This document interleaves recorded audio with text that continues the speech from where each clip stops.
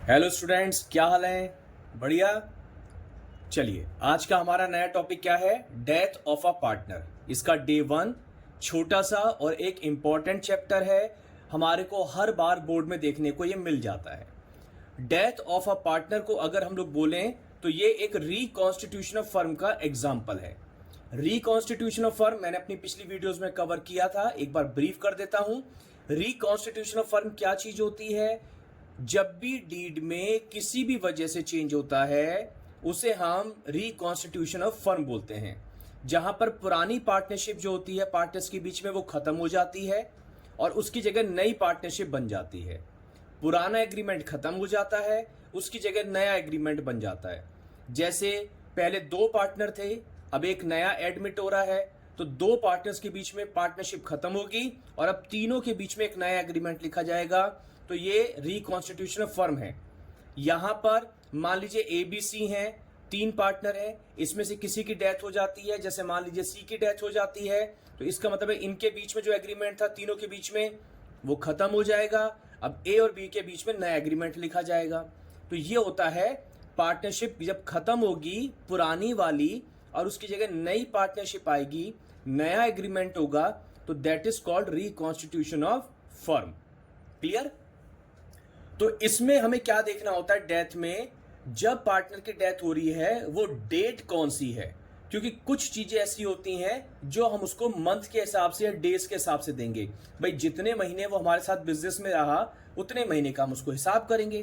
तो यहां पर मैंने क्वेश्चन ड्राफ्ट कर रखा है, ये बैलेंस शीट है, ये कुछ इंफॉर्मेशन हैं और यहां पर सी की डेथ हो रही है। सी की डेथ हुई है, यहां पर देखो लिखा हुआ है सी डाइड ऑन जुलाई 1। अगर मैं आपसे पूछूं कितने महीने बाद मरा, तो 3 महीने बाद मरा। कैसे 3 महीने? मार्च क्लोजिंग होती है, अप्रैल का मंथ, मई का मंथ और जून का मंथ, 3 महीने वो हमारे पास रहा और जुलाई 1 में उसकी डेथ हो गई। तो हम जो भी चीज जो मंथ वाइज दी जाती होगी वो 3 महीने के अकॉर्डिंग देंगे।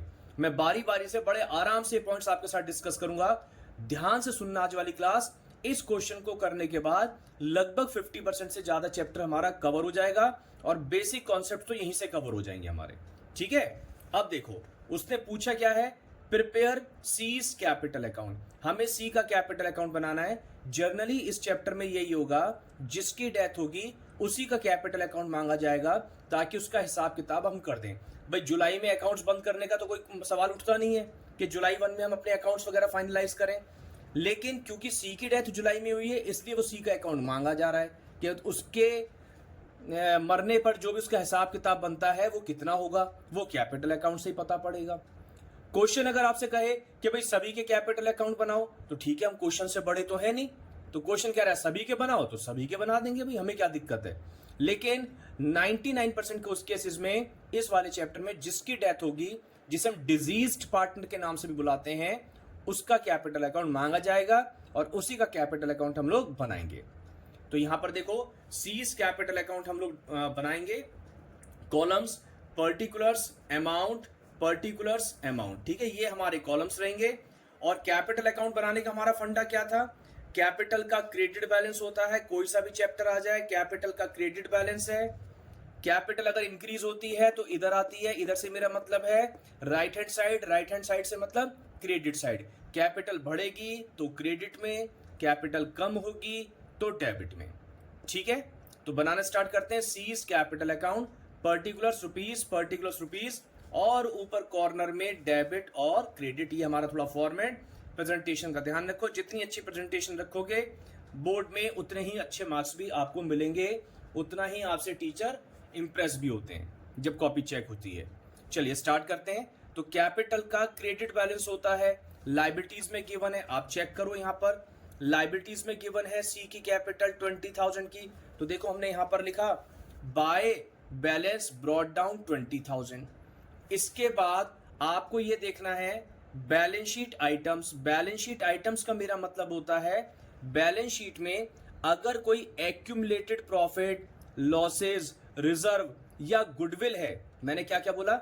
एक्यूमुलेटेड प्रॉफिट, लॉसेज, रिजर्व या गुडविल दे रखी है, तो उसको आपको रिकॉन्स्टिट्यूशन ऑफ फर्म के टाइम पे ध्यान देना। रिकॉन्स्टिट्यूशन ऑफ फर्म के टाइम पे बैलेंस शीट में जो भी हमारे पास पुराने, एक्यूमुलेटेड का मतलब होता है इकट्ठे करे हुए पुराने, कोई भी पुराने प्रॉफिट, पुराने लॉसेस, पुराने रिजर्व्स अगर पड़े होंगे और गुडविल होगी बैलेंस शीट में, तो उसको हमारे को पार्टनर्स में डिस्ट्रीब्यूट करना होगा, ट्रांसफर करना होगा। बैलेंस शीट में जो गुडविल होती है उसको हम राइट ऑफ करते हैं, किस एएस की वजह से? अकाउंटिंग स्टैंडर्ड 26 हमें बोलता है, इस वजह से हम इसको राइट ऑफ करेंगे। कभी कभार एक नंबर में पूछ लेता है कि गुडविल जो राइट ऑफ की जाती है उसका अकाउंटिंग स्टैंडर्ड बताइए, तो अकाउंटिंग स्टैंडर्ड 26। तो चलिए अब अपने क्वेश्चन पे वापस लौटते हैं। तो हमारे क्वेश्चन में देखें कौन कौन सी चीजें हैं। एक तो रिजर्व है, गुडविल है और पी एंड एल। ये तीन चीजें हैं जो हमारे पुराने प्रॉफिट्स, पुराने लॉसेस को दिखा रहे हैं, और गुडविल तो हमें एएस 26 की वजह से राइट ऑफ करने ही करने हैं। तो इन्हीं को बोलते हैं accumulated profit, losses and reserves. तो ये रिजर्व्स यहां दे रखा है। अभी बताओ, जब रिजर्व बांटेंगे, रिजर्व पार्ट ऑफ प्रॉफिट होता है, जब बांटेंगे तो कैपिटल इंक्रीज, तो बाय साइड में लिखेंगे, क्रॉस पोस्ट करेंगे। कभी लॉजिक भूल भी जाओ ना, आप ध्यान ये रखना, अगर यहां लेफ्ट हैंड साइड पे लिखा है तो कैपिटल में राइट पे जाएगा, अगर राइट पे लिखा है तो कैपिटल में लेफ्ट पे जाएगा। तो रिजर्व को हम बाय में लिखेंगे, लेकिन बस ध्यान ये रखना 20,000 तीनों लोगों का है, हमें सी का हिस्सा देना है। और सी का हिस्सा कितना है? देखो ये 2 to 1 है ना, तो सी का हिस्सा कितना है इसमें? 1/5। तो देखो यहां पर मैं आपको दिखाता हूं, ये लिखा हमने बाय रिजर्व, मैंने ब्रैकेट में करके दिखा दिया, 20,000 इंटू 1/5। तो सी को इसमें 4,000 रुपए मिल रहे हैं। जब सी को मिल रहे हैं तो सी की कैपिटल अकाउंट इंक्रीज। इसके बाद देखो गुडविल दे रखी है, तो जब गुडविल को राइट ऑफ करेंगे तो कैपिटल डिक्रीज होती है, गुडविल खत्म होगी तो कैपिटल डिक्रीज, कैपिटल डिक्रीज तो कैपिटल के डेबिट में आएगा। और वैसे मैंने बोला था अगर लॉजिक भूल भी जाओ तो ये अपोजिट साइड में आएगा, यहाँ राइट हैंड साइड पे है तो यहाँ पर लेफ्ट हैंड साइड पे। तो देखो यहाँ पर मैं आपको दिखा देता हूं इस तरीके से, टू गुडविल ये लिखा हुआ है हमने, टू गुडविल, गुडविल की अमाउंट थी क्वेश्चन के अंदर 10,000, सी का शेयर था 1/5, तो वैल्यू 2,000 निकल के आ जाएगी। गुडविल के बाद अगर हम लोग अगला पॉइंट देखें तो अगला पॉइंट था हमारा पी एंड एल 5,000। एक बात ध्यान रखना बच्चों कि एसेट्स में अगर पी एंड एल गिवन होता है तो ये हमारा लॉस होता है, लाइबिलिटीज में पी एंड एल गिवन होता है तो ये हमारा प्रॉफिट होता है। बिजनेस के पॉइंट ऑफ व्यू से देखो, अगर प्रॉफिट होगा तो बिजनेस वो प्रॉफिट अपने पार्टनर्स को देगा, उसके लिए लाइबिलिटी है। और बिजनेस में अगर लॉस हो रहा है तो वो लॉस पार्टनर से लेगा, उसके लिए वो एसेट्स का काम करेगा। तो कई बच्चे कंफ्यूज हो जाते हैं कि पी एंड एल अगर एसेट्स में तो उसका मतलब क्या है, तो इसका मतलब हमारा लॉस है, लॉस से कैपिटल डिक्रीज होगी, और डिक्रीज होगी तो किधर आएगी? डेबिट साइड में। तो देखो आप यहां पर, यहां लिखा हमने to P and L account, amount थी क्वेश्चन के अंदर 5,000 इंटू सी का हिस्सा 1/5, अमाउंट आ गई 1,000। क्लियर? तो ये तो रही बात, बैलेंस शीट में जो चीजें लिखी थी वो हमने डिस्ट्रीब्यूट कर दी। तीन चीजें नजर आई थी, रिजर्व, पी एंड एल और गुडविल। अब क्वेश्चन पढ़ते हैं, क्वेश्चन में क्या क्या चीजें गिवन है। लिखा हुआ है इंटरेस्ट ऑन कैपिटल। अब देखो इंटरेस्ट ऑन कैपिटल कौन देता है? पार्टनरशिप फर्म देती है। किसको देती है? पार्टनर्स को देती है। बुला के देगी? नहीं, क्या करेगी? उनके कैपिटल अकाउंट में डिपॉजिट कर देगी। तो इंटरेस्ट ऑन कैपिटल से कैपिटल क्या हो जाएगी? इंक्रीज। और जब कैपिटल बढ़ती है, इंक्रीज होती है, तो अभी मैंने बताया था किधर लिखते हैं? क्रेडिट साइड में। और अगर भूल जाओ तो जिधर कैपिटल आती है यानी कि बाय साइड में आती है ना, उधर ही उसका इंटरेस्ट आएगा। तो देखो अब यहां पर हमने यहां लिखा bye interest on capital, capital थी देखो 20,000 थी ना, ये रही 20,000 पर रेट ऑफ इंटरेस्ट था 12%, 12/100। और देखो कितने महीने का इंटरेस्ट देंगे? जब भी इंटरेस्ट देने की बात होगी तो मंथ के हिसाब से इंटरेस्ट दिया जाएगा। तो उसकी डेथ कब हुई थी? जुलाई 1 में। तो कितने महीने आए थे? 3 महीने, अप्रैल मई जून। तो 3 महीने का हम उसको उसकी कैपिटल पे इंटरेस्ट दे देंगे। तो ये वैल्यू हमारी आ जाएगी 600, 3/12 करके। क्लियर है? उसके बाद आगे चलते हैं। इंटरेस्ट ऑन कैपिटल के बाद अगला नंबर है हमारा थर्ड नंबर, सी को सैलरी देनी है। लेकिन ध्यान दो बेटा, 24,000 रुपए पर एनम लिखा हुआ है, 24,000 पर ईयर, साल की 24,000 है। हमें कितने महीने की देनी है? हमें तो 3 महीने की देनी है। तो बताओ 3 महीने की कैसे निकालूंगा? अरे ये भी कोई पूछने की बात है।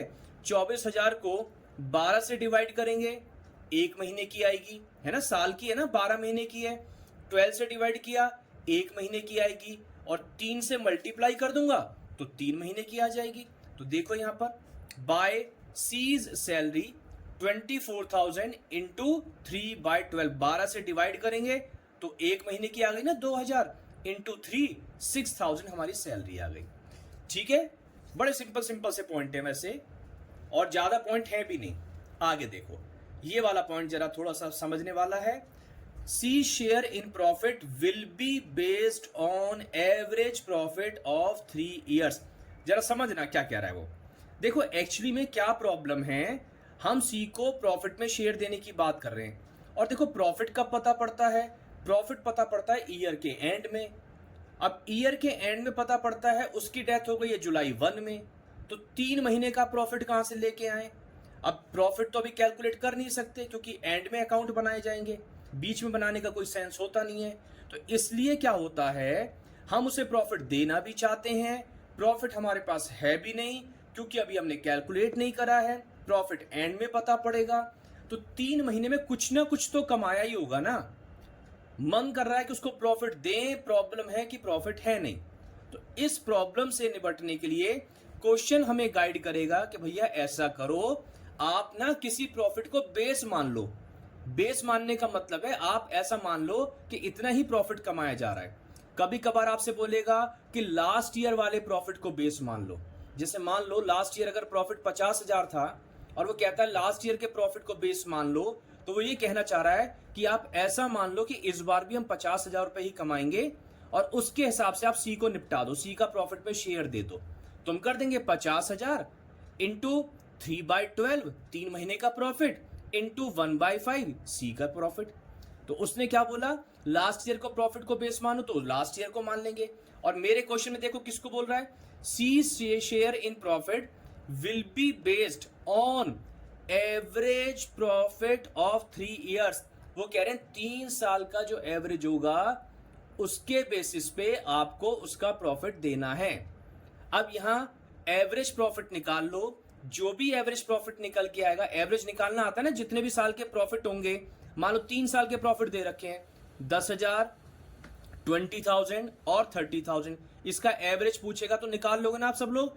10 प्लस 20 प्लस 30 डिवाइडेड बाय 3, जितने साल के प्रॉफिट ऊपर ऐड किए जा रहे हैं उतने साल से डिवाइड कर देते हैं। अगर 4 साल के प्रॉफिट ऐड करोगे तो 4 से डिवाइड कर देना, 5 साल के प्रॉफिट ऐड करोगे तो 5 से डिवाइड कर देना, ये एवरेज प्रॉफिट आता है। तो कह रहा है एवरेज प्रॉफिट को बेस मान लेना, मतलब जो भी एवरेज प्रॉफिट निकल के आएगा आप मान लेना उतना ही प्रॉफिट हम इस बार कमा रहे हैं। ठीक है जी, समझ में आई बात। उसके बाद हम देखते हैं आगे कि एवरेज प्रॉफिट कितना है। तो एवरेज प्रॉफिट है हमारा 3 साल का 20,000 लिखा रहा है ना, एवरेज प्रॉफिट। भला हो क्वेश्चन देने वाले का जिसने एवरेज प्रॉफिट आपको दे दिया, नहीं तो वो अलग अलग साल के प्रॉफिट भी दे सकता था, फिर उसका हम एवरेज निकालते। एवरेज मैंने बता दिया, जितने भी साल के प्रॉफिट होते सबको प्लस करते और नंबर ऑफ ईयर से डिवाइड करते। ठीक है, तो एवरेज प्रॉफिट यहां पर दे दिया 20,000। इसका मतलब क्या है, आपको ये मान के चलना है कि इस बार भी हम 20,000 ही कमाएंगे, उसके बेस पे आप सी का शेयर दे दो। ठीक है, तो देखो कैसे लिखेंगे, बाय P&L सस्पेंस अकाउंट लिखेंगे। ध्यान देना, सस्पेंस वर्ड लिखेंगे। सस्पेंस इसलिए क्योंकि ये एक्चुअल प्रॉफिट नहीं है, ये एज्यूम्ड प्रॉफिट है, माना गया प्रॉफिट है। अगर यहां पर डेथ 31 तारीख को होती, बिल्कुल लास्ट डे पे होती, तो सस्पेंस वर्ड नहीं लगाते क्योंकि फिर तो प्रॉफिट हमें पूरा पता ही होता, तो P&L लगाते। लेकिन अगर बेस मान के प्रॉफिट लिया जा रहा है, एज्यूम किया जा रहा है, तो सस्पेंस वर्ड ही आएगा। तो हमारा कितना था एवरेज प्रॉफिट, 20,000 को बेस मानना है, यानी कि हम ये मान रहे हैं इस साल हम 20,000 कमाएंगे, इनटू ये साल का प्रॉफिट हुआ 3/12, 3 महीने का निकाला, इनटू 1/5 सी का शेयर निकाला, जो की वैल्यू निकल के आ गई 1,000। आ गया ये वाला पॉइंट, ध्यान से समझ लेना एक बार फिर से। ठीक है ना, आगे चलते हैं। नेक्स्ट पॉइंट लिखा हुआ है, देखो हमारे को क्वेश्चन में, गुडविल वैल्यूड 50,000। गुडविल वैल्यूड का मतलब होता है, देखो पूरी फर्म की गुडविल 50,000 रुपए की है। गुडविल का मतलब है उन लोगों के जो एफर्ट्स थे, एक तरीके से मेहनत जो करी थी, उसका वैल्यूएशन 50,000 रुपए है। अब देखो सी तो बेचारा जा रहा है, सी की डेथ हो गई, तो उसकी मेहनत का पैसा भी तो दिया जाएगा। तो इसके लिए आपको एक एंट्री ध्यान रखनी है इस चैप्टर में, GS gaining to sacrificing, gaining वाले पार्टनर डेबिट होंगे, सैक्रिफाइस वाले पार्टनर क्रेडिट होंगे। तो सैक्रिफाइस कौन कर रहा है? जो छोड़ के जा रहा है यानी कि सी। गेन कौन कर रहा है? जो रह गए पार्टनर, रिमेनिंग पार्टनर यानी कि ए और बी। तो क्या एंट्री बनेगी? S capital account debit, B's capital account debit to C's capital account. देखो इसको एक बार समझ लेते हैं। ये वर्किंग नोट चेक करो आप, ये वर्किंग नोट आपको बनाना पड़ेगा। मैंने यहां पर बनाया, देखो गुडविल वैल्यूड 50,000 गिवन थी। सी का शेयर निकालें क्योंकि सी की डेथ हुई है। ये पूरी फर्म की 50 है, सी का शेयर 1/5, तो value comes to ₹10,000। Gaining ratio मैंने बोला था ना जीएस बनानी है, तो गेनिंग रेशो चाहिए होगा। गेनिंग रेशो का फॉर्मूला होता है new ratio minus old ratio, लेकिन न्यू रेशो दे रखा होगा तभी फॉर्मूला लगाएंगे। अदरवाइज बड़ी सिंपल सी बात है, जिसकी डेथ हो रही है उसका रेशो छुपा लो, जैसे मैंने छुपा लिया। जो बच गया यही गेनिंग रेशो, यही नया रेशो का काम करेगा। ठीक है, तो 2:2 ये हमारा गेनिंग रेशो निकल के आ गया। तो यहां पर देखो यही मैंने लिखा है, गेनिंग रेशो 2:2 या इसको हम 1:1 बोल रहे हैं। फिर मैंने आप लोगों से बोला था एंट्री बनाएंगे जीएस, तो S capital account debit, B's capital account debit to C's capital account. 10,000 C का शेयर था, सी को दे दिया और इनके रेशो में हमने डिवाइड कर दिया। तो ये गेन करने वाले पार्टनर सैक्रिफाइस करने वाले को कंपनसेशन दे रहे हैं, वो छोड़ के जा रहा है, उसके हिस्से का पैसा उसको दे रहे हैं। क्लियर है? अब इसकी पोस्टिंग करेंगे, किसके अकाउंट में करनी है?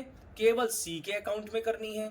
सी क्या हो रहा है? यहाँ पर क्रेडिट हो रहा है। तो पोस्टिंग का तरीका क्या होता है? ये क्रेडिट हो रहा है तो उसके क्रेडिट साइड में ही जाएंगे, इसी के पीछे पीछे जाएंगे। सी क्रेडिट है तो सी के क्रेडिट साइड में, लेकिन डेबिट वालों के नाम लिखे जाते हैं, तो ए का नाम लिखेंगे और बी का नाम लिखेंगे। तो देखो ये मैंने यहां पर कर रखा है, इसे एक बार चेक कर लेते हैं बस। तो यहां पर देखो आप, ये रहा बाय एस कैपिटल अकाउंट 5,000, यहां से देखो आप, है ना। बाय बीस कैपिटल अकाउंट 5,000। मैंने क्या बोला था? सी क्रेडिट हो रहा है तो सी के क्रेडिट साइड में आए, लेकिन डेबिट वालों के नाम लिखे बाय ए और बाय बी। अमाउंट लिखनी तो सी वाली, लेकिन वो अमाउंट कहां लिखे प्रॉब्लम होती है। तो ऐसे जब दो नाम लिखे होते हैं तो इनके सामने अपनी अपनी जो अमाउंट होती है हम वो ही लिख देते हैं। तो फाइनली सी के अकाउंट में भी 10,000 का क्रेडिट हो गया ना, सी को 10,000 रुपए मिलने चाहिए थे, सी को 10,000 रुपए मिल गए। ठीक है, उसके बाद सारे पॉइंट्स लगभग हमारे कवर से हो गए हैं, बस एक दो पॉइंट और बचे हैं, उसको और देख लेते हैं। 7 point, drawings till the date of death 5,000। जब उसकी डेथ हुई तब तक के ड्रॉइंग्स वो अपने अकाउंट में से निकाल चुका था 5,000 रुपए। बोलो जल्दी से, इससे कैपिटल पे क्या फर्क पड़ेगा? कैपिटल हमारी डिक्रीज हो जाएगी। तो 2 ड्रॉइंग्स 5,000। इस पर हमें इंटरेस्ट चार्ज करना है, इंटरेस्ट ऑन ड्रॉइंग्स 2% है। ड्रॉइंग्स पर जब इंटरेस्ट चार्ज करेंगे तो बुला के लेंगे क्या? नहीं, उसकी कैपिटल में से डिक्रीज कर देंगे, कैपिटल डिक्रीज हो जाएगी।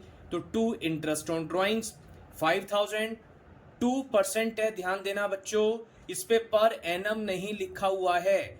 जहां पर एनम नहीं लिखा होता है परसेंटेज के साथ, वहां पर टाइम इग्नोर कर देते हैं, टाइम कंसीडर नहीं करते। तो यहां पर सीधे सीधे इंटू 2/100 लिखेंगे। और अगर मैं यहां पर 2% पर एनम कर देता तो ये साल का होता, तो फिर मैं 2/100 और इंटू 3/12 भी करता। जैसे इंटरेस्ट ऑन कैपिटल में देखोगे तो इंटरेस्ट ऑन कैपिटल में मैंने करा हुआ ना 12/100 इंटू 3/12, क्योंकि इंटरेस्ट ऑन कैपिटल में पर एनम वर्ड लगा हुआ है। ये देखो, ये लिखा है ना at the rate of 12% per annum, तो पर एनम है तो आपको टाइम कंसीडर करना है, और पर एनम नहीं है तो फ्लैट आपको ऐसे ही बस परसेंटेज निकाल लेनी है। ठीक, अब ये क्वेश्चन हमारा कंप्लीट। अब आपको क्या करना है? क्रेडिट साइड में से डेबिट साइड आप माइनस कर लो, जो वैल्यू निकल के आएगी वो हम उसके लीगल रिप्रेजेंटेटिव के अकाउंट में ट्रांसफर कर देंगे, और उसको हम क्या बोलते हैं? उसको हम बोलते हैं टू सीज एग्जीक्यूटर्स अकाउंट। तो क्रेडिट साइड का टोटल जो आया था 41,600, उसमें से हमने डेबिट वाली वैल्यूज को माइनस करा, तो जो डिफरेंस निकल के आया वो आया 33,500 जो हम उसके एग्जीक्यूटर में ट्रांसफर कर देंगे।